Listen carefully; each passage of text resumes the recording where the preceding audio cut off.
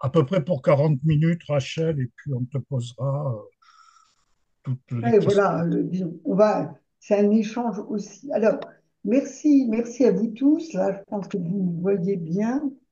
Je sais pas pourquoi on voit la moitié de la tête, voilà. Non, non, non, on te voit. Ah bon, d'accord. Ah ouais, il n'y a pas de Ok. souci. Bien. Alors, bon, je vais commencer. Voilà, je vais échanger avec vous. Alors, ce que je voulais vous dire, c'est que déjà, euh, avant-hier avait lieu la journée de la santé mentale positive, qui invite chacun à s'interroger sur sa propre santé mentale. Cela rappelle bien l'importance d'un engagement collectif pour bâtir un avenir où la santé mentale de chacun doit être reconnue comme une priorité universelle. Alors c'est pourquoi, moi, il me semble important de pouvoir tisser des liens sociaux dans la cité. Alors je reprends la définition que vous connaissez, mais je pense que c'est important de savoir de quoi on parle. La santé mentale, c'est le socle du bien-être individuel et le reflet du fonctionnement collectif. Et on voit dans cette définition, un, que la santé mentale dépend de facteurs individuels, de facteurs de personnalité, mais qu'elle dépend des facteurs extérieurs comme la pandémie, mais euh, les guerres, les attentats, les défis climatiques ou les défis économiques. On voit aussi, on voit aussi Bon, je vous ai coupé. on voit aussi pourquoi, pendant la période Covid, même si ça avait été très important de faire l'isolement, de faire le confinement, combien le fait d'avoir été privé de liens sociaux ou d'activités culturelles ou sportives a pénalisé toute la population et particulièrement les jeunes. Alors, la ville dans tout ça, la définition de la ville, c'est la définition de la ville, je reprendrai qu'a dit un Italien, Italo Calvino, la ville, c'est au centre de notre évolution, car elle devient comme ça, elle est la projection concrète de nos peurs, mais aussi de nos désirs et de nos souhaits. La ville, c'est le reflet des réalisations concrètes quelles que soient, et par-delà les conditions, je dirais, sociales, sociétales ou culturelles. La ville doit être en phase avec ses réalisations concrètes. Donc, ce qu'on a vu depuis la pandémie, qu'on sait, mais qu'on sait encore mieux, c'est que chacun est vulnérable. On le savait en l'ignorant, mais on le savait. Et depuis la pandémie de 2020, on a des fragilités, des détresses, des pathologies qui sont plus visibles, qui s'exposent, qui interpellent et qui nous inquiètent par leur intensité. Et quelquefois, elles mobilisent les politiques, comme on le fait à Nantes, et elles convoquent la politique, comme elle l'a fait, puisqu'en 2025, c'est une année grande cause nationale.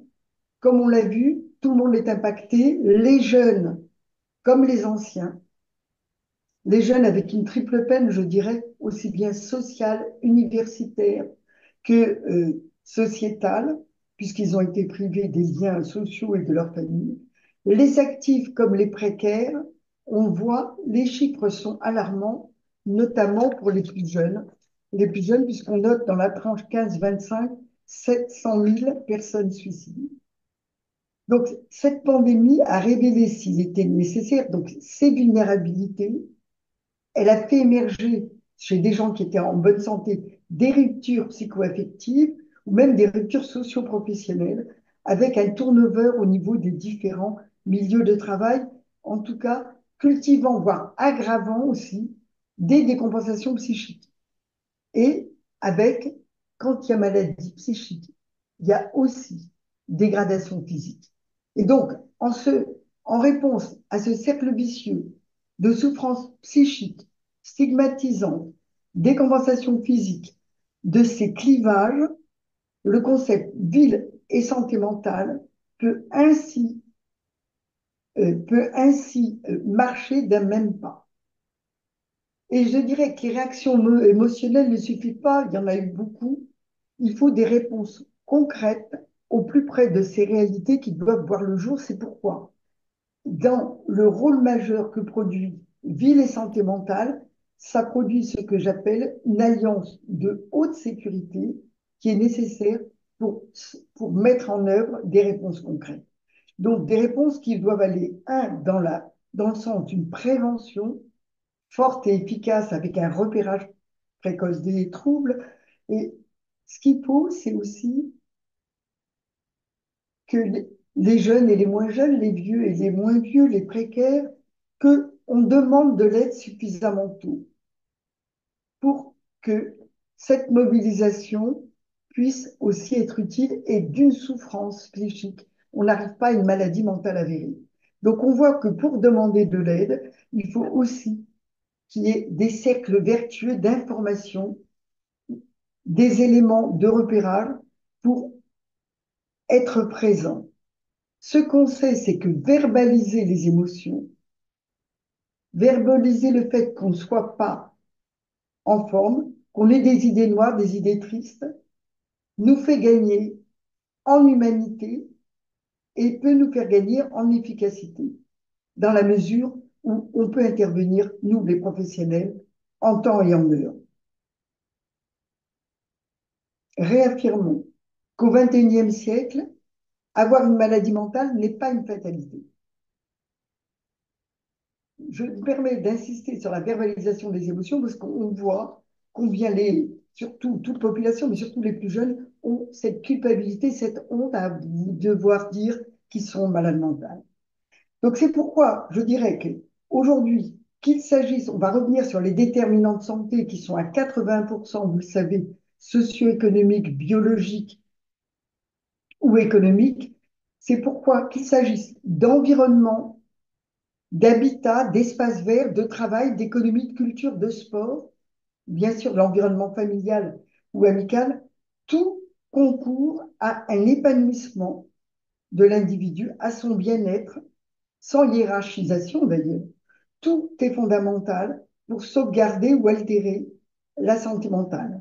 Vous voyez, j'étais à Nice, je le dis parce qu'il n'y a pas Patricia, je reviendrai après, mais il est dit que les gens qui vivent près d'une côte sont en meilleure santé mentale pour différentes raisons, mais aussi c'est qu'ils évitent davantage et la sédentarité et disons, ils sont plus en lien social, liés à la convivialité naturelle qui se fait jour lors des espaces bleus et des espaces verts. Donc, plus que jamais, il nous faut agir ensemble, les élus que vous êtes, les professionnels, et pas seulement les professionnels de santé, mais les professionnels de la culture, du sport, de l'architecture, de l'urbanisme, des espaces verts, les usagers, et leurs familles, un peu à l'instar des conseils locaux de santé mentale que vous connaissez bien, pour qu'un mode d'action soit enclenché au niveau des villes, je dirais, en interdisciplinarité. Car c'est vrai, vous le savez tous, aujourd'hui, la psychiatrie publique, particulièrement la psychiatrie publique, parce que la psychiatrie privée, pour l'instant, se porte bien, mais la psychiatrie publique reste en 2025 mal dotée, trop peu considéré, en perpétuelle réorganisation. Et je ne sais pas si vous le savez pour certains d'entre vous, mais Yannick Noder, le ministre, essaye de mettre, ça fait 3 fois au Conseil des ministres, un plan et santé mentale qu'on a fait d'ailleurs ensemble, et il n'arrive pas à le passer au Conseil des ministres. Probablement, il y a des sujets plus importants, mais sachons que la santé mentale de nos concitoyens va peser lourd dans la santé de demain de nos concitoyens. Donc, nous pouvons dire aussi que la psychiatrie publique est au bord de l'implosion, et notamment la pédopsychiatrie, et qu'il faut, pour modifier cet état de crise, il faut qu'il y ait au moins 2 axes majeurs qui soient présents lors du prochain plan. J'y reviendrai, le changement de représentation de la maladie mentale, comme je vous l'ai dit, pour demander de l'aide suffisamment tôt, pour verbaliser, pour ne pas avoir ce sentiment de honte et de culpabilité, et pour revenir sur ces inégalités de santé qui ont à voir avec les déterminants de santé sur lesquels la ville peut intervenir. Ainsi, je dirais, la ville acteur de santé mentale serait une ville des solutions par rapport à ces problématiques et nous irions tous dans le sens d'un bien vivre ensemble. Alors, on parle de solitude comme nouvelle épidémie de santé publique. C'est vrai que la solitude comme la sédentarité sont deux éléments qui ont un effet délétère non seulement sur la santé mentale, mais sur la santé physique. Alors, comme je l'ai dit en préalable, mais il n'y a pas de santé globale sans santé mentale. La santé globale, c'est une bonne état de santé physique et mentale.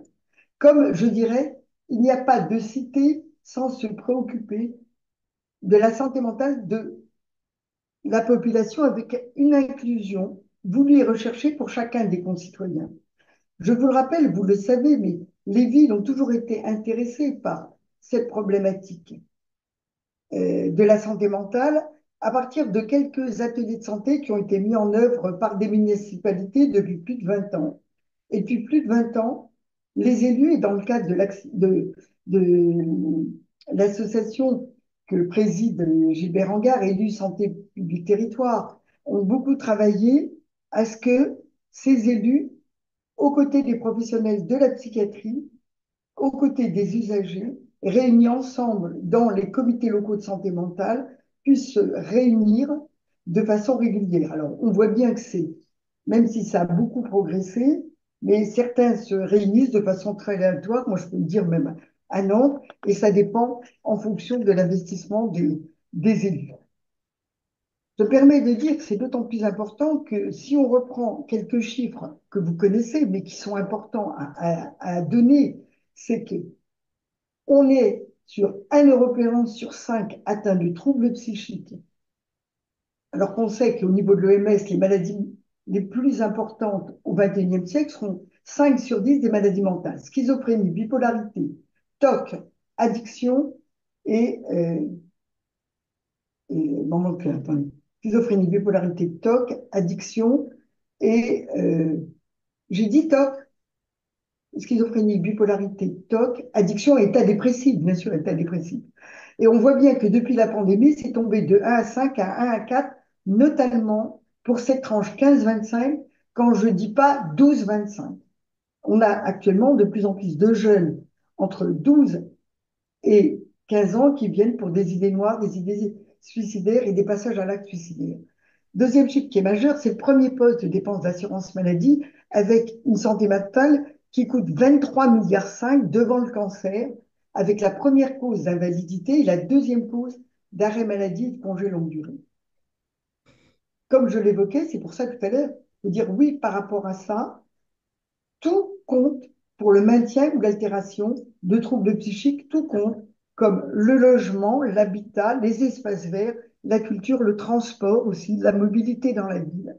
Tout a un rôle fondamental pour maintenir notre bon état de santé mentale et il est important de sortir la question des santé mentales seulement du champ des seuls experts du soin. La santé mentale est trop souvent évoquée à l'aune des actes médicaux.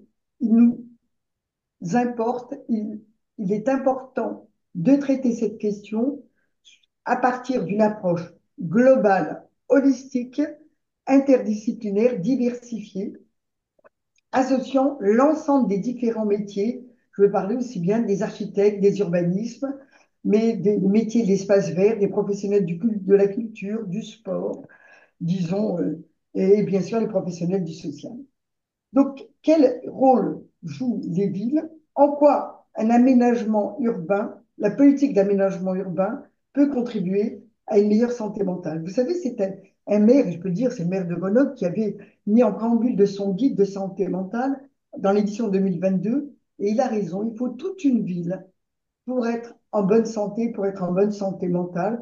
Comme je vous l'ai dit, la ville, c'est bien le reflet des réalisations concrètes quelles que soient les conditions sociales, sociétales et culturelles, puisque on le sait, tout un chacun est vulnérable, mais tout cela nous le savions en l'ignorant. C'est pourquoi cette démarche ville et sentimentale peuvent marcher au même pas, en imposant un cercle vertueux de la prise en compte et de la prise en charge de ces problématiques sous la forme d'une alliance de haute sécurité. Alors, y a-t-il une ville idéale? De façon lapidaire, je dirais, il n'y a pas de ville idéale, pas plus qu'il n'y a de campagne idéale. Vous savez, c'était, comment il s'appelle l'autre qui disait, c'est Alphonse Allais, il est préférable de vivre à la campagne. Non. Et on voit le nombre de suicides chez les agricoles qui sont très importants, le nombre d'états dépressifs ou de gens qui souffrent de l'isolement, de solitude. Non. Par contre, il est possible d'identifier ou de citer quelques principes connus. Un, la socialisation. La socialisation, oui, c'est important d'établir des liens sociaux entre groupes de pairs, mais aussi bien aussi des liens sociaux avec le monde de la culture et du sport. Cette socialisation qui a tant manqué pendant la pandémie et qui a eu pour conséquence ce sentiment profond de solitude. J'arrête un instant pour dire l'activité sportive est tout à fait essentielle, on l'a vu. Il faut un peu l'activité sportive est un facteur de protection de la santé mentale et on voit qu'il faut à peu près, en faire 3 fois par semaine, ou 2, 3 fois par semaine, 30 minutes comme vous voulez. Mais ce qui est sûr, c'est que les gens qui ont une activité sportive ont moins, sont moins enclins aux états anxieux et dépressifs. En tout cas, c'est bien un facteur de protection sur la santé mentale. Deux, les politiques publiques des villes doivent favoriser une accessibilité. Alors d'abord, l'accessibilité au service public, quel que soit ce service public, qu'il soit le service public de la santé, bien sûr, mais le service public, comme je le disais à l'instant, du sport, de l'éducation, du transport ou de la culture. C'est par exemple comme ça qu'on peut faire des exemples concrets de coopérer pour faire santé. Créer une accessibilité, par exemple, comme à la ville de Nantes. Si, par exemple, vous savez, il y a des, des moments culturels forts, comme la folle journée ou comme la ligne verte l'été sur l'été à Nantes, c'est sous la forme du voyage à Nantes l'été, c'est-à-dire comment les politiques publiques peuvent favoriser une accessibilité pour favoriser ces liens sociaux et pour favoriser rencontres, convivialité sur des espaces qui font identité pour les habitants de la ville. Troisièmement, la ville ne peut pas être tenue seule, responsable, peut pas être seule accusé d'être responsable d'une décompensation psychiatrique. Non. C'est une ville, je dirais, plutôt mal construite, mal entretenue, ou une ville, comme on dit, moche, bétonnée, euh, une ville bruyante. Une ville bruyante, on le sait, la pollution sonore a un retentissement sur l'état mental. Donc, on voit comment euh, une ville, c'est plutôt une ville mal entretenue ou mal construite qui peut favoriser des troubles psychiques dans la mesure où elle peut entretenir pollution sonore ou pollution atmosphérique. Mais là, dans ces cas-là, on ne peut pas parler de facteurs favorisants, on va dire plutôt facteurs précipitants des vulnérabilités psychiques. C'est plutôt des facteurs précipitants de vulnérabilité psychique par rapport à ces villes bruyantes, moches ou sonores. Quatrièmement, la ville doit s'adapter aux enjeux de santé publique, c'est-à-dire aux transitions, que ce soit une transition démographique, écologique ou sanitaire. Vous savez, quand il y avait eu la peste dans le passé, la ville avait dû s'adapter. Il y avait une très belle, je ne sais pas s'il y a quelqu'un de Marseille, là, une très belle exposition sur la peste à Marseille qui avait très bien montré comment la ville s'était adaptée. Cinq, il faut trouver une bonne densification. Ça veut dire quoi? Ça veut dire un équilibre entre la préservation de l'espace propre de chacun et dans un quartier, puis permettre de telle sorte une mobilité fluide, de permettre qu'il y ait une mobilité possible dans les quartiers, une fluidité qui permet aussi aux différents habitants de pouvoir circuler facilement dans la ville. Ainsi, à travers ce que j'appelle une densification de qualité, les villes permettront une cohésion sociale et ce qu'on appelle un bien vivre ensemble, avec l'objectif d'être la ville de tous les âges, une ville d'une mixité sociale, et surtout une ville de parcours. C'est pour ça que, bon, à Nantes, la ligne verte ou la ligne rose, c'est une ville où l'habitant peut davantage se repérer et favoriser ainsi l'accès à la culture, au sport ou à des structures d'accueil qui favorisent l'inclusion sociale de chacun. En clair, les politiques publiques doivent permettre un travail de partenariat, doivent permettre un travail de réseau avec les différents acteurs de la ville pour permettre ce que j'appelle tout simplement une ville inclusive, mais qui met l'humain au cœur de deux projets, au cœur de tout projet urbain. C'est ce qu'on appelle un urbanisme relationnel et pas un urbanisme seulement fonctionnel.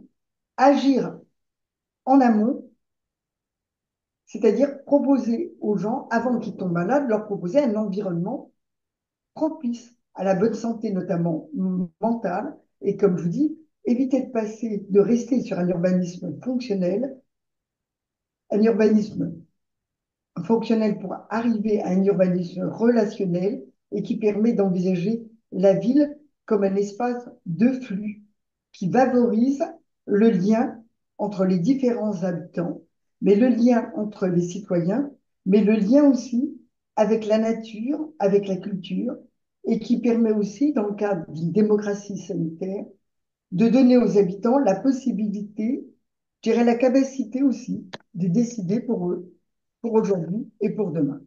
Donc, ces parcours humains, ces parcours urbains doivent favoriser une ville fluide en évitant des obstacles qui entravent l'intégration sociale de chaque citoyen. Et pour cela, avoir deux actes, comme je vous l'ai dit, éviter l'isolement qui est source de mal-être, éviter la sédentarité. Il ne faut pas oublier que nous sommes des êtres en mouvement et que la sédentarité, on l'a vu, comme je vous l'ai dit, peut, pour 30% des cas, être à l'origine d'un état dépressif.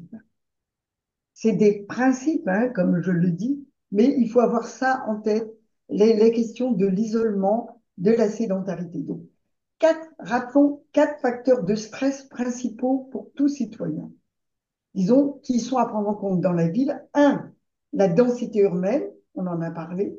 Alors après, bien sûr, mais disons, c'est pour ça que penser les espaces verts et les espaces bleus par rapport à ça. Deux, la surcharge, l'accumulation en bruit, en feu rouge, en affiches, tout ça qui induit une fatigue excessive mentale, tout ce qui fait obstacle à la mobilité. Et trois, pouvoir faire des rencontres connues ou inconnues dans la ville grâce à cette mobilité. Et c'est là où la nature, la place de la nature en ville doit être favorisée. Et je dirais, c'est pas seulement un impératif écologique, mais c'est un impératif social, parce que ces espaces ou ces îlots de fraîcheur induisent, là je vois, on a fait, disons là, on est sur le 102, 103 ou 104 parcs, ils induisent, on le sait bien, des espaces de rencontre, des espaces de distraction, parce qu'il y a souvent des jeux d'enfants ou des représentations théâtrales. Et en tout cas, c'est des espaces de rencontre, de distraction, on peut faire culture, sport, en tout cas, c'est des espaces essentiels qui doivent rompre la monotonie du quotidien. Juste, je voulais m'arrêter sur une étude qui a été faite au Pays de Galles sur 10 ans, avec un suivi de plus de 2 millions de personnes. Je trouvais que c'était intéressant, je l'ai évoqué dernièrement. Plus le domicile était loin d'un espace vert et bleu, alors vert, ça peut être un forêt, ça peut être un parc, ou bleu, ça peut être une rivière, un lac ou un fleuve, plus les troubles anxieux et dépressifs étaient fréquents, à tel point que pour une tranche de 300 mètres de plus à parcourir entre le domicile et l'espace vert et bleu, on voit qu'il y avait un risque de troubles anxieux et dépressifs de plus de 5%. 300 mètres, 5% de plus, avec des bénéfices plus marqués encore pour les couches défavorisées. Donc on voit dans cet urbanisme relationnel, on voit l'importance donc de la nature, on voit aussi la question qui est importante de la culture et de l'art. C'est important puisque ce sont des leviers majeurs pour permettre un bon état de santé mentale. L'art, on le sait, c'est reconnu de façon plus globale comme un état d'apaisement, d'épanouissement personnel. On le sait tous. lorsque la beauté d'un paysage, la beauté d'un tableau, ou l'autre jour j'étais à Nice, quand j'ai ouvert la fenêtre, j'ai vu la mer, l'horizon, le bleu du ciel et tout, ça nous saisit, ça nous crée une émotion esthétique. Ça nous crée, et cette sensation unique, cette sensation du beau, le plaisir de la beauté, au-delà de la sensation du beau, ça nous permet d'avoir un mieux-être, mais ça nous permet, je dirais, non seulement de mieux nous connaître, mais d'oser être ce que nous sommes et d'aller peut-être un peu plus loin sur, d'accueillir le mystère de l'existence. Des études ont été faites dans ce sens pour dire que la beauté nous permet d'être plus attentif à l'autre, de retrouver une capacité d'écoute et nous aide aussi non seulement à nous dépasser, mais à faire confiance. En quelque sorte, la beauté des lieux, la beauté des paysages, la beauté des villes, la beauté nous aide à vivre plus intensément. Alors cela s'explique aussi par des phénomènes biochimiques, hein. Vous savez qu'on est tous faits d'hormones, mais on le sait par la libération d'endorphine, qui est l'hormone du bonheur, ou de dopamine, qui est un antidépresseur. Tout ça déclenche sensation, émotion esthétique, sensation esthétique, déclenchement d'hormones qui est bénéfique à la santé mentale. Et donc, dans certaines villes comme Bruxelles, Québec, Montréal, Lausanne aussi, ont décidé de faire des prescriptions muséales pour, disons, en complément des traitements psychothérapiques ou chimiothérapiques. Ainsi, la santé mentale, je dirais, est un sujet majeur de santé publique et il faut bien associer tous les, tous les acteurs de la cité, décideurs publics, villes, États, collectivités, prendre ce sujet à bras le corps, à bras le corps. Les politiques urbaines auront ainsi un impact sur, oh là là, il y a un truc là. Voilà, j'espère que ça marche. Aura un impact en prenant en compte les déterminants de santé ainsi que les inégalités de tout citoyen. Cela traduit aussi l'importance de ce travail inlassable de la ville, de mettre en réseau, de mettre en lien tous les acteurs pour répondre aux questions actuelles, aux nouvelles exigences, aux nouveaux publics et à cette nouvelle jeunesse qui est en grande difficulté. J'ai cru voir un texto, mais je ne peux pas lire les messages en même temps parce que autrement ça me trouble. Et puis là, je répondrai aux questions après. En clair, la ville doit être un acteur de la santé au même titre que l'hôpital, un acteur de la ville, c'est-à-dire on doit aller dans le bien vivre ensemble. Alors, je voudrais revenir juste un petit peu sur les jeunes pour vous dire que les jeunes qui ont eu cette triple peine affective, euh, parce qu'ils étaient loin de leur famille, loin de leur groupe de pairs, universitaires, loin de leurs études pendant le confinement, ou ont connu une précarité importante en 2020, continuent quand même à connaître une aggravation nette de leur état de santé euh, mentale, notamment, comme je vous ai dit, entre les 18-24, voire les 14-24. Alors, quelques chiffres, on annonce des états dépressifs qui augmentent de plus de 10% depuis 4 ans. Chez les jeunes femmes de 10 à 19 ans, les hospitalisations, notamment en fin d'après-midi et la nuit, ont explosé de 578, 500, plus de 500% la nuit aux urgences psychiatriques. La consommation de psychotropes a augmenté de 18% depuis 5 ans. 18%. Le passage aux urgences ont bondi de 20% en 4 ans. 80% des prises en charge en urgence n'est fait malheureusement que par l'hôpital public. Et ce qui est d'autant plus dramatique que les capacités sont réduites faute de personnel, donc 80% des urgences, c'est seulement la psychiatrie publique, avec des CMP infanto-juvéniles qui sont saturés, avec des délais de consultation de plusieurs mois, avec une médecine scolaire défaillante, avec des mineurs hospitalisés en service adulte, avec des hospitalisations inadaptées, avec une pédiatrie qui ne sait pas faire face à ces problèmes de pédopsychiatrie. On voit que les problèmes sont là, devant nous, et que nous devons agir pour éviter une génération sacrifiée en termes de santé mentale et que, comme je vous l'ai dit, on ne peut pas seulement se contenter d'une politique qui se limite à l'offre de soins, eu égard à la gravité de la crise, puisqu'on est actuellement limité suite à la réalité du quotidien face aux détresses les plus élémentaires auxquelles nous devons faire face dans le biais de nos urgences et des centres médico-psychologiques. C'est pourquoi la démarche colloque ville et santé mentale a toute sa place.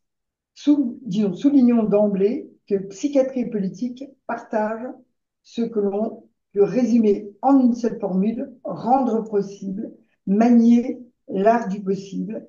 Et je pense qu'on peut confirmer, comme le disait Richelieu, que la politique doit être là pour rendre possible ce qui est nécessaire. Donc, premièrement, une meilleure santé, un meilleur engagement des villes pour la construction collective d'un bonheur de vivre ensemble, d'un bonheur dans la ville pour tous et chacun. Oui, on retrouve ici, pour ceux qui le connaissent, l'ambition inscrite dans le consensus de Copenhague en 2018, dont la ville de Nantes est signataire, pour souligner les problématiques de la santé mentale qui sont aujourd'hui tabous, qui sont présents devant nous.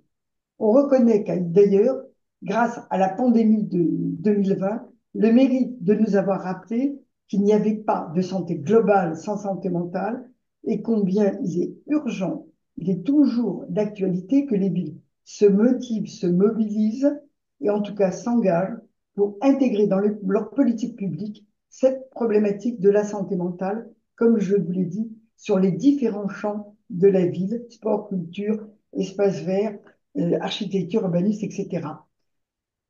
Deuxièmement, pour changer le regard de la santé mentale, comme je vous l'ai dit, qui reste très stigmatisant encore en 2025, et ça, ce n'est possible que par une approche globale holistique. Donc, les colloques de Nantes en 2022, par son approche interdisciplinaire et internationale, comme le colloque de l'Assemblée nationale en 2023 et le colloque à Lausanne en 2024, restent uniques par leur approche interdisciplinaire et internationale où ont intervenu des professionnels des différents champs, comme je l'ai évoqué, des différents secteurs donnés et dans les différents aussi, les différents pays, les différents continents, en proposant un changement de regard pour marquer un carrefour de ces disciplines déterminantes pour le bien-être psychique, socio-environnemental et favoriser le lien entre santé mentale, aménagement urbain, pratiques culturelles, pratiques sportives. Aujourd'hui, malheureusement, chaque maladie psychiatrique est associée à des stéréotypes, à une vision très négative des troubles psychiques, comme je vous le disais. C'est pourquoi même les jeunes ont du mal à venir. On a un retard de la prise en charge lié à ce sentiment de honte et de culpabilité. Vous me permettrez d'évoquer 6 mythes les plus importants parce que je pense qu'il faut qu'on les ait tous en tête. Premier mythe, les problèmes de santé mentale ne vous concernent pas. Faux, elles concernent une personne sur 4, notamment parmi les 15-25. Deux, mythe 2, les schizophrènes sont dangereux et violents. C'est faux. Il faut savoir que ces patients qui sont atteints de troubles psychiques majeurs sont plus souvent victimes, 9 fois sur 4, victimes de violences et d'agressions, bien sûr, excepté le cas où ils ont pris de l'alcool ou des toxiques. Mythe 3, la seule façon de soigner les maladies mentales, c'est l'hospitalisation, voire l'internement. Faux. Depuis 50 ans, on a une politique de secteur qui est hors des murs et les soins ambulatoires, le fait d'aller vers, c'est 5 fois plus important que le recours aux hospitalisations. Mythe 4, quand on a des problèmes de santé mentale, c'est pour la vie.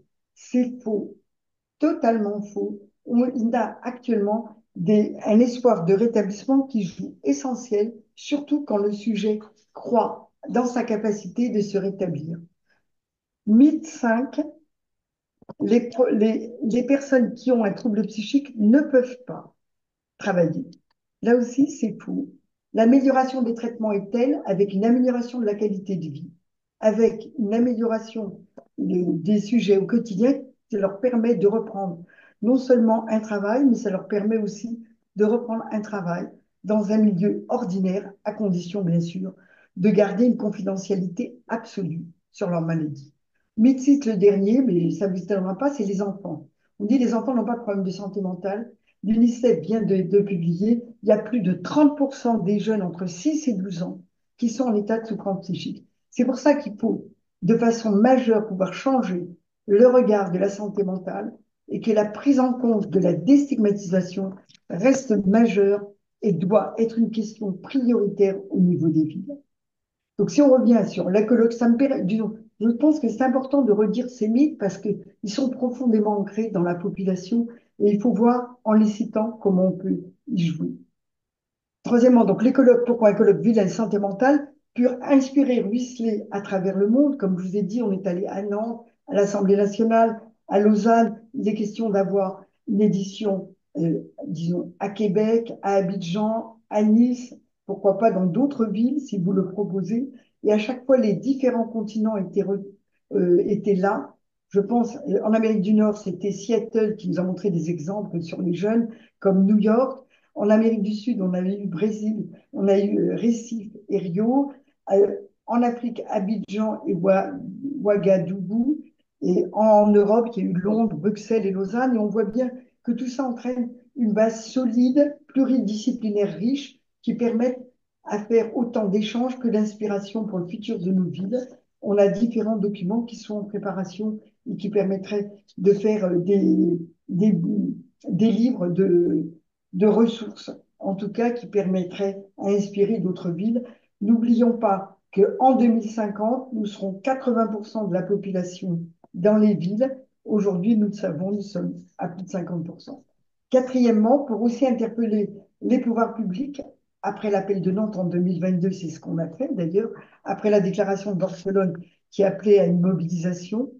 Alors je dirais on a été entendu puisqu'on a 2025 grande cause nationale pour la santé mentale, mais vous le savez, il y a urgence, urgence car la santé mentale reste aujourd'hui un scandale sanitaire qui ne dit pas son mot et qui touche toute catégorie socio-professionnelle, toute tranche d'âge, dans des proportions insoupçonnées. Je rappelle les 4 axes de l'appel de Nantes. Bien sûr, la déstigmatisation sur laquelle j'ai insisté.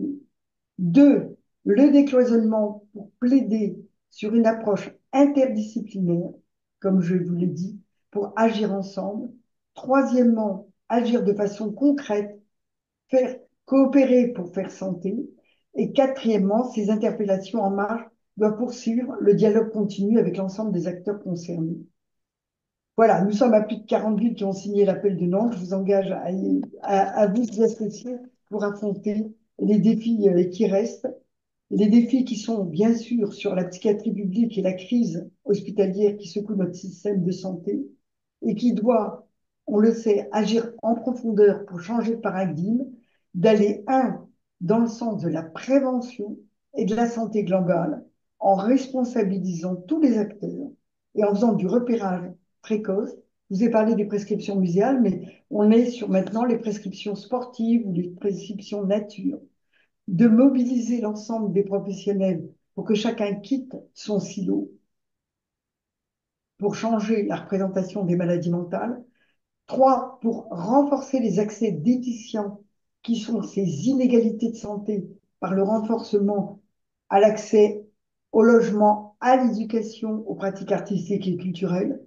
4, garantir les droits fondamentaux des personnes atteintes de troubles psychiques. Et l'avenir, c'est bien que les élus et la société s'engagent sur un modèle de cohésion sociale et de dialogue citoyen revitalisé. Cette question de la santé mentale d'un pays, c'est quelle santé mentale de nos concitoyens et c'est bien se poser la question de quelle société nous voulons. Je voudrais juste finir pour dire que la question des formations des élus me semble essentielle pour mieux connaître cette problématique de la santé mentale et ces temps de formation des élus, des professionnels, des citoyens doivent nous permettre aussi de mieux nous rencontrer, de mieux favoriser ces alliances, ces rencontres, ces partages car tout se fera un petit peu, je dirais, dans ces constructions mutuelles avec la confiance et l'espoir qui permettra le décloisonnement et qui facilitera ces déstigmatisations qui restent très, très présentes, comme je vous l'ai dit, suite à la présence des différents mythes toujours à l'œuvre. Juste pour conclure, quelques actions, et j'en finis là, je pense que je suis dans les temps. Il faut amplifier le mouvement autour de l'appel de Nantes qui recueille des adhésions supplémentaires, mais avec le soutien de différents organismes supranationaux. Là, j'ai des contacts avec l'OMS, avec qui on a des échanges et qui souhaiteraient être dans la boucle pour pouvoir aussi faciliter les échanges au niveau international.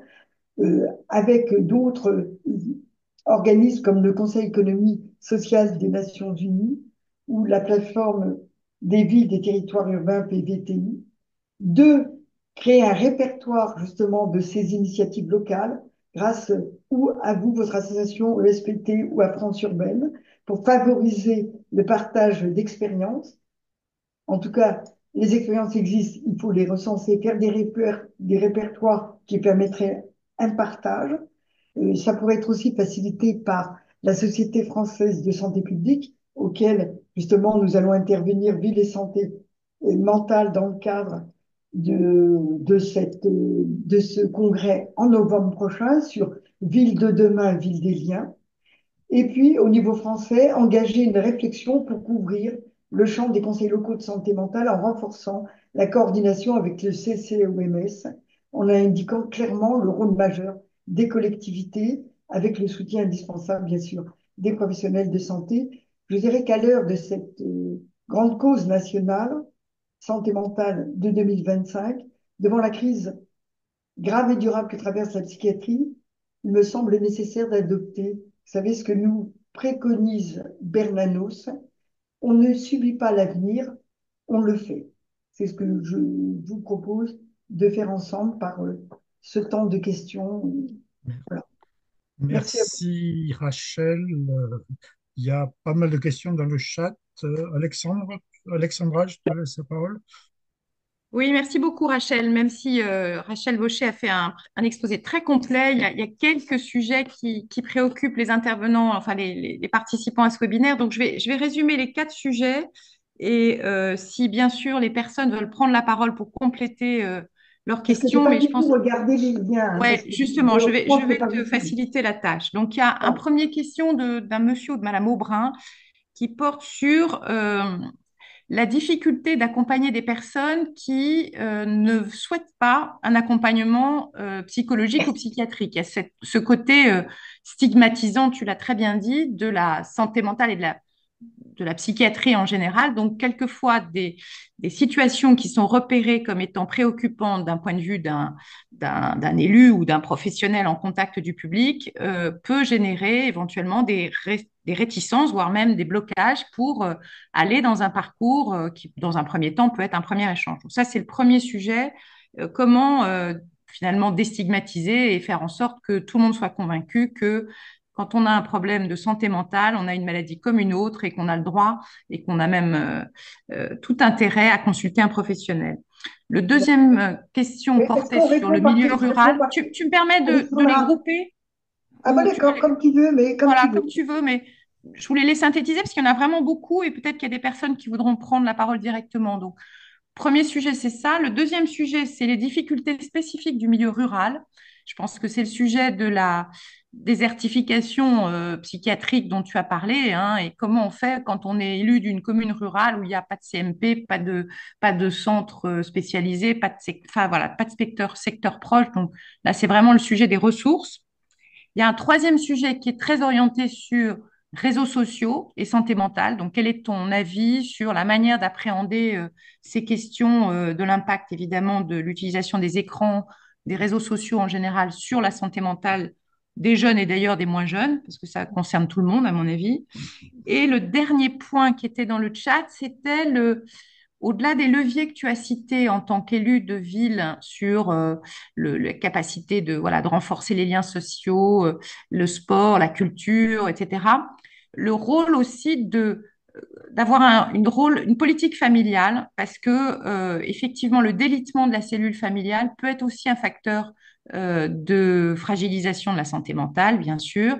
Et donc, la question était de savoir comment tu vois le rôle des villes dans le soutien finalement des politiques familiales, qui quelquefois, paradoxalement, on écarte le jeune ou voilà, la personne qui a des troubles, on l'écarte de sa famille, alors que bon, il faudrait peut-être travailler aussi sur la manière de ressouder cet environnement familial. Voilà, je m'arrête là et je te laisse la parole. Éventuellement, les personnes qui voudraient compléter ces questions peuvent intervenir, bien sûr, avec la main levée.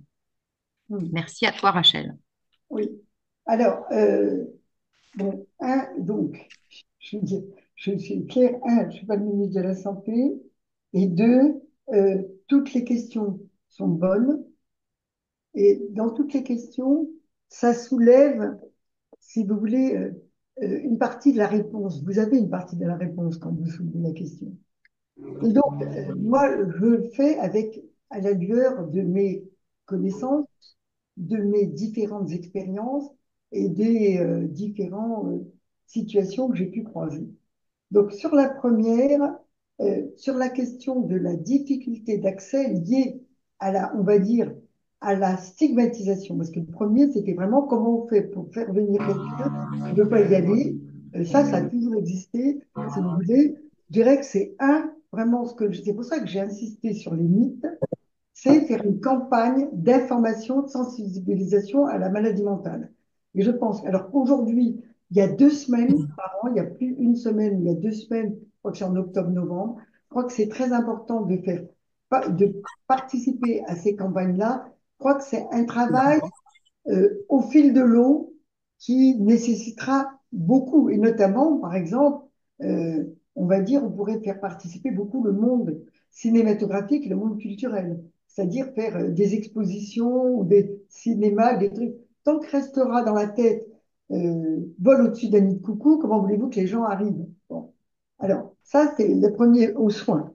La deuxième chose est de montrer aussi des expériences positives. Par exemple, c'est vrai que ce qui a été très bon, par exemple, c'est après les Jeux Olympiques, il y a des acteurs, des sportifs comme Simone Biles ou je ne sais plus Roman, je ne sais pas qui avait dit qu'il avait fait des états dépressifs et avait dit que finalement, disons, tout le monde peut faire un état dépressif, surtout après les Jeux Olympiques qui était un effort majeur, et on peut en sortir. Donc, je crois que c'est vrai qu'on a besoin de témoignages, on a besoin de campagnes, on a besoin d'informations par rapport à ça. Ça, c'est de façon macro.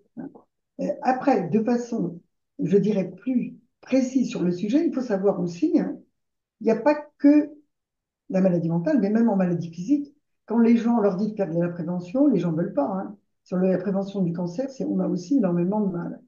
Mais quand on a affaire à quelqu'un qui va très mal, qui va mal, là, qui va mal.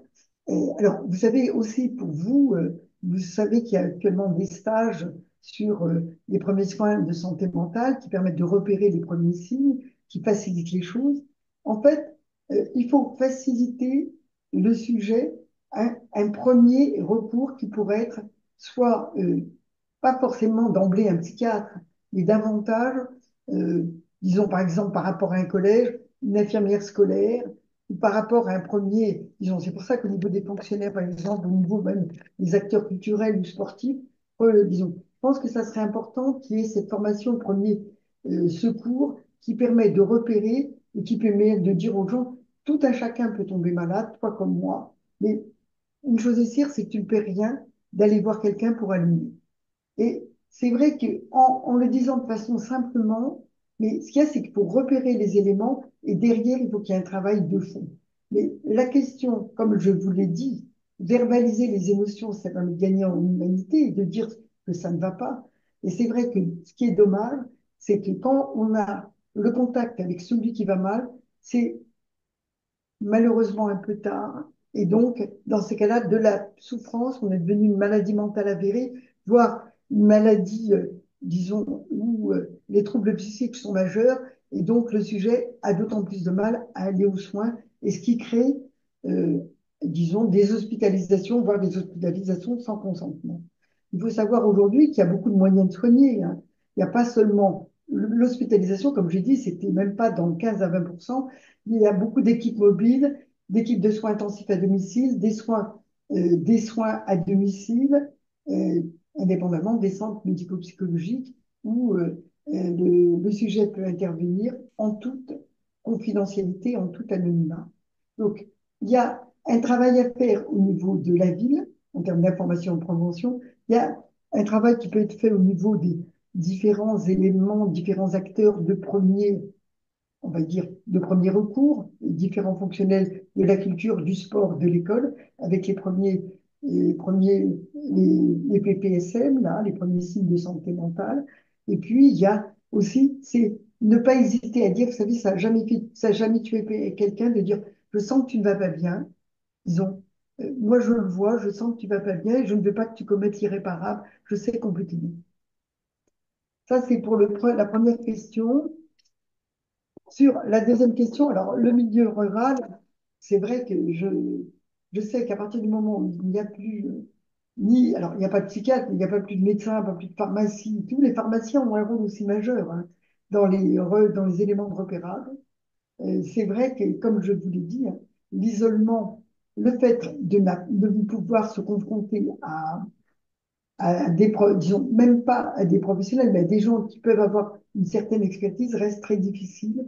Et c'est vrai qu'en milieu rural, ce qu'il faut, comme je vous l'ai dit, c'est coopérer pour faire santé. C'est comment je connais quelques communes qui mettent en avant, soit favorisent la création de maisons médicales, soit favorisent aussi des moments de convivialité, des moments de culture, des moments de pique-nique là, c'est-à-dire de permettre aussi des moments de rencontre qui favorisent aussi la verbalisation du mal-être.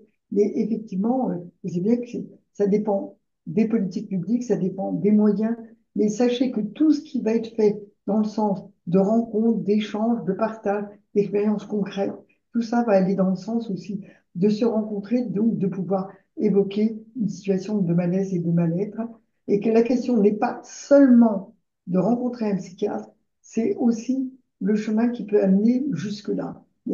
Aujourd'hui, indépendamment des difficultés qui sont réelles, hein, des pénuries des professionnels, il n'y a pas que les psychiatres, il y a aussi les infirmiers, il y a aussi le dispositif Mon Psy qui est assez intéressant hein, à mettre en œuvre, mais pour ça, il faut qu'il y ait des psychologues pour mettre en œuvre mon dispositif Psy qui peut permettre aussi de favoriser euh, l'accès à un professionnel en santé mentale qui est souvent mieux accepté chez le psychologue.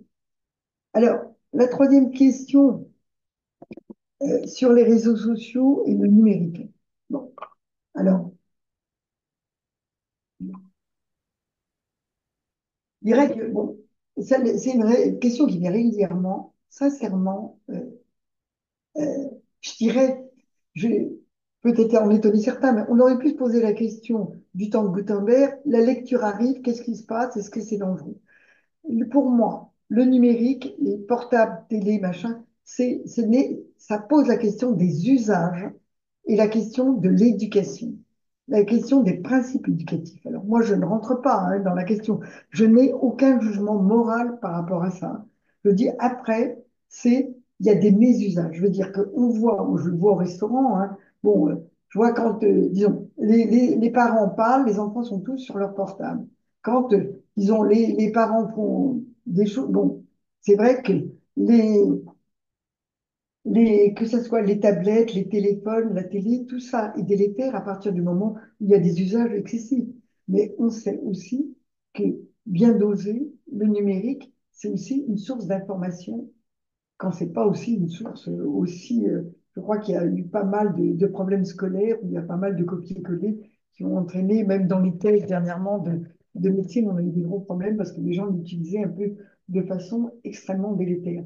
Après, euh, la question du numérique, moi je crois que c'est vraiment l'utilisation, l'usage et le fait que c'est un élément à prendre en compte dans les facteurs éducatifs aujourd'hui qu'on a à faire au niveau des enfants. Mais je pense que et même pour nous, hein, je veux dire, parce que bon, là j'espère que personne n'avait, sauf pour envoyer des messages, mais je veux dire, aujourd'hui tout le monde a son portable, consulte son portable, c'est-à-dire qu'il faut aussi avoir des règles strictes.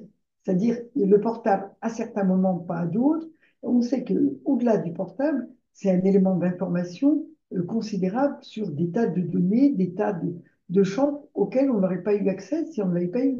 Je pense notamment, par exemple, à des champs culturels, ou disons, je pense à la musique, je pense au cinéma. Je crois que c'est aussi des éléments qui peuvent être positifs. Ce n'est pas que négatif. Par contre, passer son temps sur les réseaux sociaux, c'est extrêmement délétère. En plus, on va le dire, ça redouble la peine, puisque c'est souvent les gens qui sont isolés qui passent leur temps sur les réseaux sociaux. Donc, ils aggravent le facteur d'isolement, le facteur de solitude. Les amis virtuels, ça n'existe pas. Je vais vous dire, on est revenu aussi beaucoup sur la question du télétravail. Le télétravail, c'est extrêmement négatif. On le sait pour deux facteurs. la question de l'isolement, où chacun est dans sa bulle face à son écran, et la question de la sédentarité.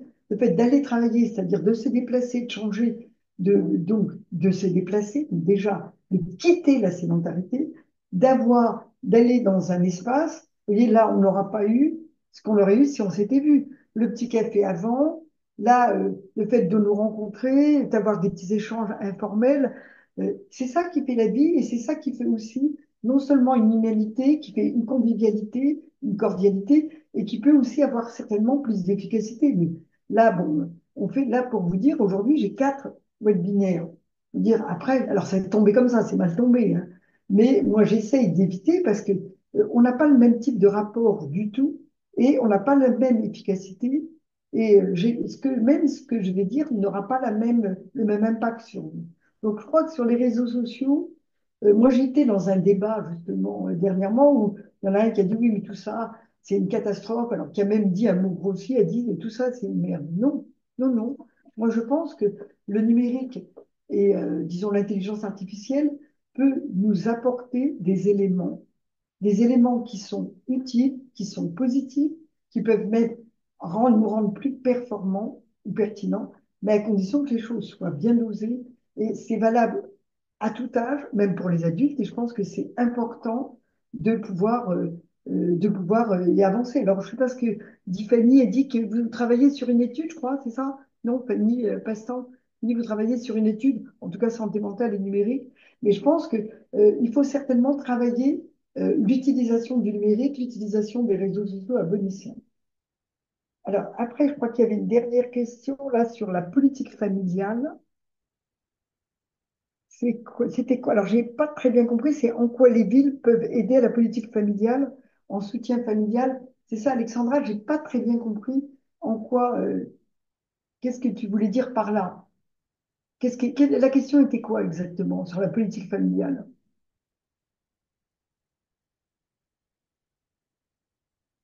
Est-ce que quelqu'un peut m'éclairer là? Oui, oui. Bonjour, Emmanuel Aubrin. Donc, je suis premier maire adjoint de la ville de Sartrouville j'allais dire, Vous êtes visuel, là, je vous vois ou pas? non, vous me voyez pas. Vous me voyez pas parce que là où je suis, ça passe pas bien. Et du Ah, coup, d'accord. Bon, bah, écoutez, ça altère, malheureusement, bon, est-ce que j'aime ça dire, voilà, altère voilà, voilà. voilà, ça altère le son. Oui, oui. Voilà, je suis en charge donc des affaires sociales, de la politique familiale aussi, mais également donc de la santé, comme beaucoup d'entre nous. Et non, l'idée, c'était simplement que c'était un constat, c'est que j'ai aussi enfin, vraiment la chance de faire partie du conseil de surveillance de l'hôpital psychiatrique local, Théophile Ah, c'est Roussel, pour ne pas lequel? le... C'est lequel? Pardon, C'est Théophile lequel? Roussel, à Montesson. Montesson, et il s'appelle comment? Oui, c'était pas facile, Montesson, dans ce que je connaissais Voilà. pendant. Il connaît Théo, des difficultés majeures, hein, je crois, Montesson, non?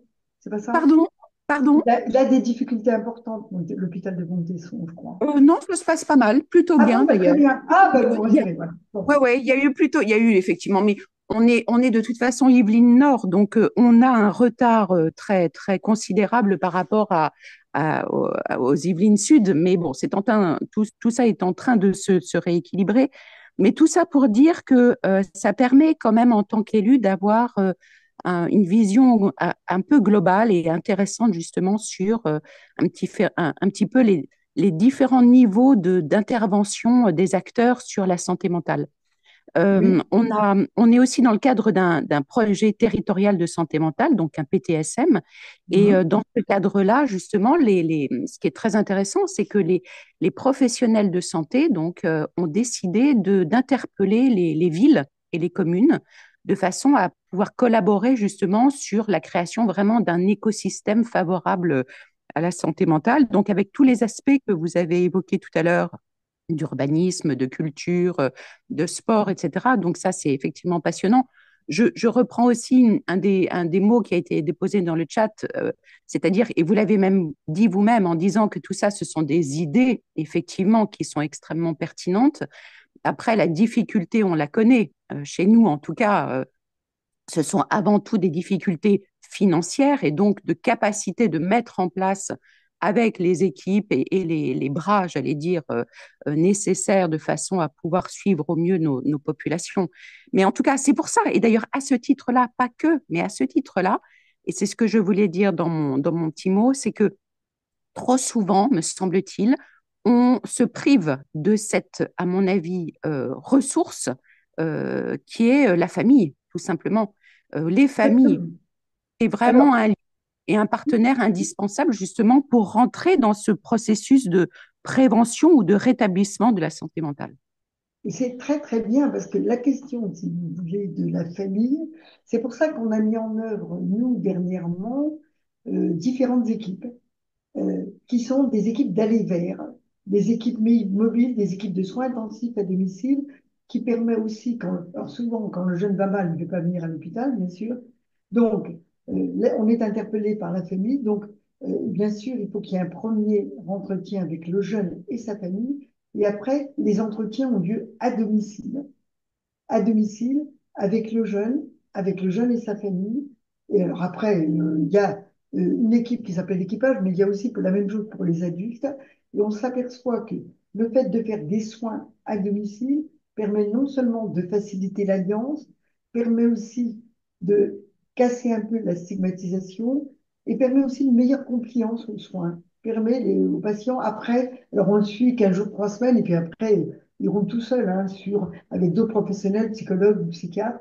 Mais la famille fait partie du système. Ce n'est pas possible, si vous voulez, de ne pas impliquer la famille souvent, parce que d'ailleurs, il y a soit un retentissement sur l'environnement familial, ou soit, disons, on ne sait pas dans quel sens ça a commencé. Il y a un cercle vicieux qui peut être délétère, donc il faut intervenir aussi sur la famille. Et la famille est tout à fait soutenante, aidante pour favoriser la bonne alliance et favoriser les soins. Donc c'est indispensable, pour nous c'est indispensable d'associer la famille dans les soins. Alors sur ces soins, d'ailleurs pour vous dire, intensifs à domicile, pour ces soins d'aller vers, on a rendu, disons tout à l'heure, j'ai rendez-vous à 17h à l'Assemblée nationale par rapport à ça. Alors nous, on avait demandé, c'est un peu l'équivalent d'une HAD. Ça n'existe pas en psychiatrie, hein, l'hospitalisation à domicile, pour des raisons, je vais vous le dire tout simplement, de stigmatisation. Hein, ils veulent pas, on ne sait même pas pourquoi. Bon. Mais ce qui est important, c'est de montrer que c'est possible avec les moyens adaptés, parce que effectivement, ces professionnels, avec leurs compétences allant à domicile, facilitent aussi, ben, je vais dire, une meilleure image du soin psychique et favorisent aussi, mettre en avant, visualise l'amélioration de la santé mentale. Par rapport, vous voyez, en 15 jours, 3 semaines, c'est vrai qu'il y a une amélioration qui est très nette et, euh, et visible, visible. Donc, on est sur cette évolution. Sachez qu'en France, il n'y a que 15 ou 20% hein, des équipes qui le font.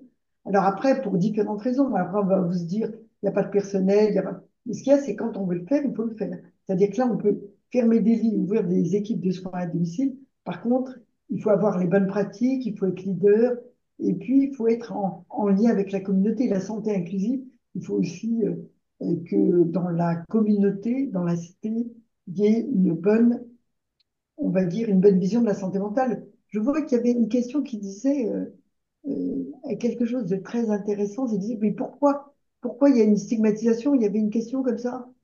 Oui, Pourquoi c'était la première. pourquoi C'était la Qu'est-ce qui est à première. l'origine de la stigmatisation?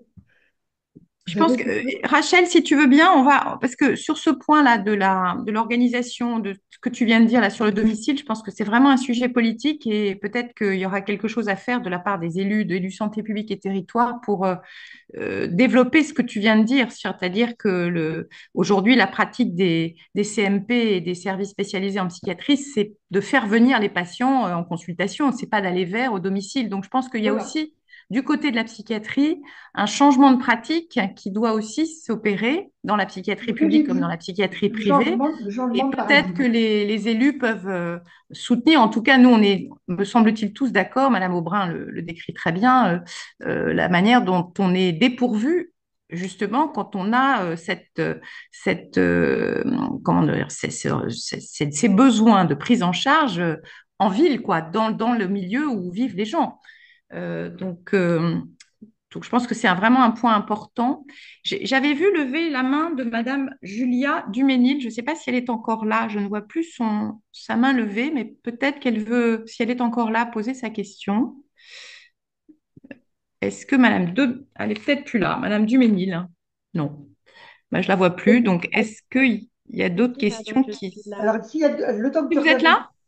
Oui. je voudrais juste dire parce que je Ah, vois, comment elle s'appelle, je vois pas Patricia Saroudis, là.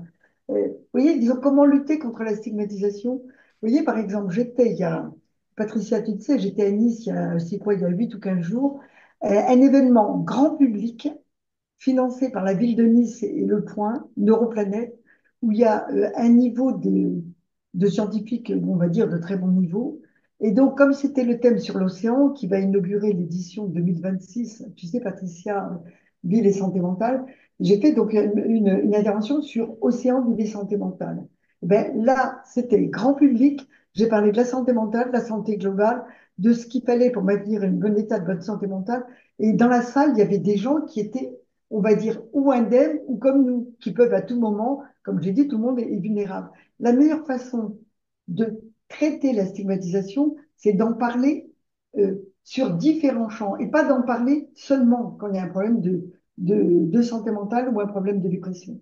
Je prends cet exemple parce que je crois que c'est aussi important de commencer intégré dans les politiques publiques. Là, à Néoplanète, on parlait de différentes choses, puis paf, je suis intervenue à ce niveau-là. C'est-à-dire que c'est pour ça qu'on dit que ça doit bien être intégré dans les politiques publiques, c'est-à-dire à différents niveaux et pas seulement quand il y a un problème de santé mentale. Excuse-moi, Alexandra, tu m'as posé une question en même temps, excuse-moi. Vas-y. non, non, c'est très bien. Je voulais passer la parole à Fanny Pastan, là, qui a levé la main. Donc, pour le Voilà. CCOMS, j'imagine qu'elle a des questions pour toi. Où, on se connaît bien avec Fanny. Alors, vas-y. Voilà. Bonjour Rachel et bonjour à toutes et à tous. Je voulais juste prendre la parole rapidement pour me présenter. Donc, je travaille au centre collaborateur de l'OMS de Lille. On est financé par la Direction générale de la santé et par l'Agence de la cohésion des territoires qui s'occupe de la politique de la ville pour accompagner les élus, accompagner les collectivités locales à monter un conseil local de santé mentale qui est un outil qui en fait permet de mettre en application tout ce que tu as expliqué, Rachel, tout au long de ta présentation. Et donc, comme je l'ai dit dans le chat, c'est un outil qui vous permet, en tant que territoire, de travailler la santé mentale de manière globale, donc d'aller de la prévention à la promotion, en passant par les parcours de soins, les questions d'inclusion, de lutte contre la stigmatisation. Donc, si vous avez des questions ou envie qu'on échange, j'ai mis mon adresse mail dans le chat. Donc voilà, comme c'est vraiment notre sujet collectivité locale et santé mentale, je voulais me présenter rapidement, mais j'ai pas de questions particulières. C'était très clair, Rachel, ton intervention. Merci pour cette pub pour le CLSM. Donc, on va passer la parole peut-être à Julia Duménil, qui a repris la main. J'ai vu que sa main se Je lève. vois qu'il y a CIPIAD, AMI et CIPAD, une unité intersectorielle où je suis de Tours, tout à fait. Voilà, qui fait ce qu'on a évoqué là. Oui, oui, très bien, je ne sais pas qui est là, de Tours, Marie-Ange Massé, mais comme effectivement déjà, c'est pas... Oui, oui. Oui, Euh, bonjour, je prends la parole, mais oui, donc je suis Marie-Ange Massé, mais je suis oui, chargée de mission territoriale pour le dispositif 3114, donc le numéro très national bien. de prévention du suicide. Et au niveau de nos locaux, juste à côté, effectivement, on a le service euh, de soins intensifs de psychiatriques à domicile qui s'est installé avec une équipe pluridisciplinaire. Voilà, donc c'était simplement pour témoigner parce que je ne suis pas dans ce dispositif, mais je vois mes collègues qui sont juste à côté, donc c'est c'est assez intéressant et assez innovant pour la psychiatrie de pouvoir aller à domicile pour des personnes qui ont des troubles psychiques décompensés. Voilà. Donc c'est simplement pour souligner cela au niveau des ressources du territoire. Très bien, très bien. Merci.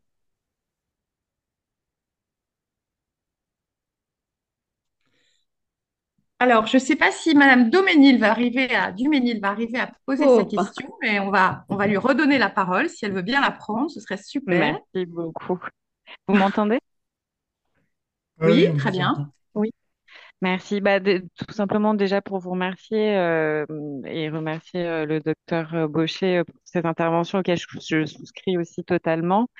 Après, c'est dans l'application. Alors, je suis Julia Duménil, je suis coordinatrice du projet territorial de santé mentale pour le Lot, donc territoire plutôt rural.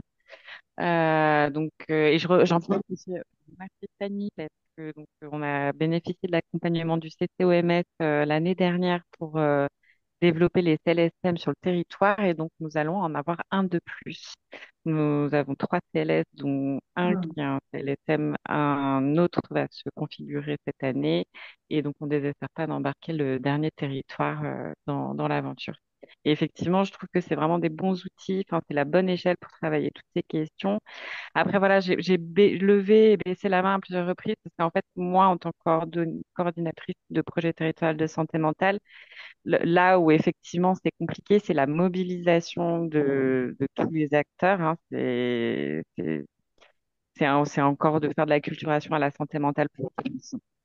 Effectivement, la prévention, l'accès à la culture et l'accès, enfin voilà, à la prévention générale, c'est toujours un peu les parents pauvres, alors que on a l'impression que c'est la majeure en fait à jouer sur la santé mentale. Et voilà, après avec des petites remarques de type, moi je suis assez dépitée, par exemple, de l'état des hébergements en psychiatrie, des appartements thérapeutiques. C'est des lieux de vie et qui sont, à mon sens, pas du tout adaptés à une bonne santé mentale. Voilà, ça c'est des petits exemples aussi. Et puis après et voilà, c'était vraiment pour souligner toute votre intervention avec la valorisation des compétences psychosociales, savoir verbaliser les émotions. Et on a des outils tels que les semaines d'information en santé mentale pour faire la déstigmatisation et la promotion de la santé mentale. Donc, enfin, voilà, c'était très bien expliqué. Je vous en remercie. Et voilà, moi, ma seule petite crainte, c'est les moyens qu'on y met, alors qu'en 2025, la santé mentale est érigée en priorité. Je trouve qu'on est en train un peu d'avoir une peau de chagrin là en termes de moyens, de financiers, humains. C'est compliqué pour mettre en œuvre tout ça. Voilà. vous avez raison. Vous avez raison. Disons, on peut dire clairement, euh, c'est dérisoire. Aujourd'hui, on est déjà mi-mars, 2 mois et demi, rien. Alors, bon, il y a 3 personnes, quatre là, sur la santé mentale, je les vois. Bon, je sais pas, disons, il y en a qui sont bons, d'autres moyens. Bon, bref. Aujourd'hui, quelle action visible? Il faudrait, si c'est 2025, il faudrait que depuis le mois de janvier, on ait des actions. Vous voyez, quand j'ai évoqué, mais parce que je connais bien Patricia, l'action de Nice, un truc, par exemple, comme Neuroplanète au niveau national, il faudrait qu'il y ait des neuroplanètes dans toute la France quand on crée ça. C'est-à-dire qu'il faut qu'il y ait des actions de déstigmatisation, de promotion de la santé, d'information, et c'est pas sur 2 semaines, c'est tout le temps, effectivement, en donnant aussi les moyens aux différentes collectivités de faire face, en donnant les moyens à la culture avec différentes, disons, expositions phares sur la santé mentale, en donnant disons, par rapport, même par exemple, par rapport au sport, comme j'évoquais le sport, les Jeux Olympiques, il pourrait y avoir différents axes forts. Je veux dire, parti comme on est parti, c'est pas 2025, c'est de 2025 à 2028. On fait au moins 3 ans de campagne d'information, de sensibilisation et de promotion. Je veux dire, aujourd'hui, disons, aujourd'hui, rien n'est visible. Rien n'est visible. Euh, je vous dis, le pauvre ministre, alors, il a beau, disons, il est inaudible. Aujourd'hui, on est dans le contexte politique qu'on connaît, euh, tellement fragile, tellement vulnérable, qu'on ne parle pas de la santé mentale, alors que, comme je vous ai dit, n'oubliez pas que la définition de la santé mentale, c'est justement un état de bien-être et le reflet d'un fonctionnement collectif. Ben, bonjour le fonctionnement collectif. Donc, vous voyez comment aussi les gens vont plus mal. Donc, effectivement, je partage votre avis, je veux dire, mais je crois que, comme je le dis, l'avenir, on le fait. Moi, je trouve que c'est décevant. Je le dis, je le redirai et je le ferai. Je crois qu'il faut aussi insister avec conviction sur ce qu'on a. Je vous donne un exemple parce que ça va vous amuser, mais moi je crée en plus une nouvelle unité qui est un UHCD, c'est une unité de court séjour de 1 à 5 jours pour les jeunes entre 15 et 20 ans par rapport à l'appui des jeunes pour un temps d'apaisement, un temps d'évaluation, un temps d'orientation pour la crise. Entre 1 et 5 jours, on peut faire beaucoup de choses et après, on verra comment, en ambulatoire, les donner soit à un psychologue, infirmier scolaire, psychiatre, psychanalyste ou autre chose. Le crée une unité, je vous donne ça, c'est un exemple. qui est une ancienne unité qui a été refaite. Ils font les couloirs, ils font pas les chambres. La peinture. La peinture est faite sur les couloirs, mais pas les chambres. Je leur ai dit, non, mais attendez, je rêve. Si la peinture est faite sur les couloirs et par les chambres, donc l'unité va pas être faite dans les 25 ans. Donc ça. Et on sait très bien, je vous ai parlé du bout. C'est important. Ils ont, moi, mon service, vous voyez un mur, là, je suis dans mon bureau, c'est rouge dans tout le service, là. Alors, en fonction des unités, c'est rouge, plus rose, plus mandarine, plus aubergine. Et il y a une couleur, c'est vrai que, et puis il y a, disons, les beaux-arts qui ont fait des décorations. Oui, c'est important le beau. Donc, le moche, c'est dégradant. Et c'est-à-dire, quand on vient, ici, si les chambres ne sont pas aux normes, c'est pas valorisant. Alors que nous, on est un an, à l'heure où il y a le plus grand hôpital européen qui va être construit sur l'île de Nantes. Donc, pourquoi la psychiatrie n'aurait pas... Donc, bon, évidemment, j'ai vraiment imaginé, donc maintenant, toute l'unité va être repeinte, les chambres et les couloirs. Mais tout est comme ça. Et je trouve que c'est effectivement, des fois c'est lassant, mais c'est pas à nous. Nous, on peut pas se lasser. Mais c'est vrai qu'il y a un vrai problème concernant, et je crois que quelqu'un l'a dit, il y a aussi la stigmatisation, mais elle est au sein des professionnels de santé. Vous savez, les plus difficiles, c'est souvent nos collègues médecins ou somaticiens. Hein. Bon, là, on a eu un pédiatre vendredi qui nous a dit, il y a une agitation, on vous la transfère en psychiatrie. La réponse a été claire. Non, d'abord, un, c'est pas un examen clinique, je n'ai pas fait l'examen clinique, et deux, l'agitation n'est pas un symptôme. Vous savez, on peut être agité pour différentes choses, c'est pas de la psychiatrie. Donc, effectivement, et là, par exemple, comme le directeur, quand je lui ai dit, il n'en est pas question, est-ce que dans le service qui va être fait de médecine et de chirurgie, vous faites les murs et pas les chambres? Mais ce qu'il y a, c'est qu'il faut avoir, faut être réactif, hein. Mais c'est vrai que cette stigmatisation, elle est partout en disant, bon, peut-être qu'il y a moins besoin, ben non, non, non. Il y a besoin de beaucoup. Et je crois que cette année, si elle ne sera pas suffisante, nous on demandera que ce sera 2025, 2026, 2027, jusqu'à, disons, c'est pas suffisant. Comme on l'évoquait, la question des médias, elle est essentielle. Le Monde a fait une étude sur la psychiatrie qui est en difficulté. Mais pourquoi ne parler que des choses qui vont mal? Pourquoi pas parler des choses qui vont bien? Moi, il y a des services qui fonctionnent très bien et je crois que la vraie question aujourd'hui, c'est des inégalités majeures. Il y a des services où il y a des leaders, où il y a des grosses équipes, ça fonctionne bien, et des équipes où ça fonctionne pas. Alors, déjà, les gens n'ont pas envie d'aller en psychiatrie, mais si on leur dit, disons, vous n'avez pas su retrouver des psychiatres ou des psychiatres qui sont pertinents, efficients, et bon. Alors, je veux dire, effectivement, la question de la stigmatisation, elle est partout. Et les médias, notamment les journalistes, alors là, il y a un journaliste du Parisien qui m'a interrogé vendredi, je vais voir ce qu'il va faire, mais c'est non seulement les médias, et après la culture. Il dit le cinéma compte beaucoup. Le cinéma, le cinéma ou les concerts ou les expositions. Les expositions, c'est très important de valoriser aussi que le fait, peut-être des fois, d'avoir une maladie, mais on voit bien quand on parle par exemple, de Van Gogh, les plus grands peintres, ils avaient des maladies mentales. Ce qui est, disons, la créativité n'est pas un frein quand il y a une maladie mentale. Il peut y avoir créativité sans maladie mentale, mais quand il y en a, il peut y avoir aussi créativité.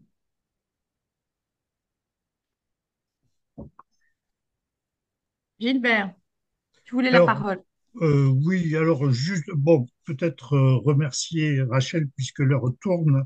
Je Oui, pense qu'on n'a pas parlé du rôle des psychologues, hein, puisque c'est un rôle qui est en train d'évoluer en santé mentale. Hein.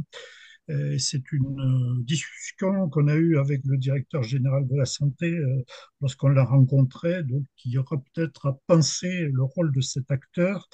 Moi, je voulais dire en t'entendant, Rachel, et en ayant une réflexion sur ma propre activité, peut-être que la santé mentale des jeunes, et notamment des 12 à 25 ans, sera quelque chose à revoir. Moi, j'ai un CLSM, par exemple, d'adultes essentiellement, et où on a des difficultés à avoir des représentations de cette tranche d'âge. Hein.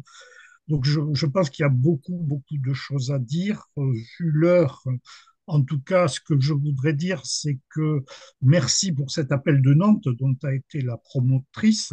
Je pense que nous avons, et nous l'avons signé à ESPT, nous avons à le faire vivre, cet appel de Nantes. Et peut-être qu'il faudra imaginer un dispositif qui serait le suivi de la mise en application de l'appel de Nantes. Voilà ce que je voulais dire.